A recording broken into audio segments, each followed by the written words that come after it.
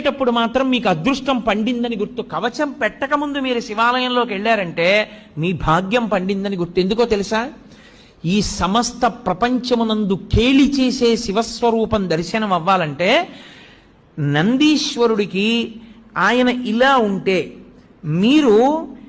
మీకు ఎడం పక్కన నంది ఉండేటట్టుగా వచ్చి మీ ఎడం చేత్తో ఆయన యొక్క పృష్ఠభాగంలో అవయవాన్ని ఒక్క లిప్త కాలం పట్టుకోవాలి. కుడి చేతి బొటన వేలు చూపుడు వేలు శృంగముల మీద ఉంచాలి. ఉంచి వృషస్య వృషణం స్పృష్ట్వా శృంగమధ్యే శివాలయం దృష్ట్వా క్షణం నరోయాతి కైలాసే శివదర్శనం ఇలా పెట్టి తర్వాత ఎడం చేత్తో పట్టుకుని ఒక్కసారి ఇలా నొక్కి వదిలేయాలి. అలా నొక్కి వదిలినప్పుడు ఆయన ఊపిరి అని ఆగుతుంది.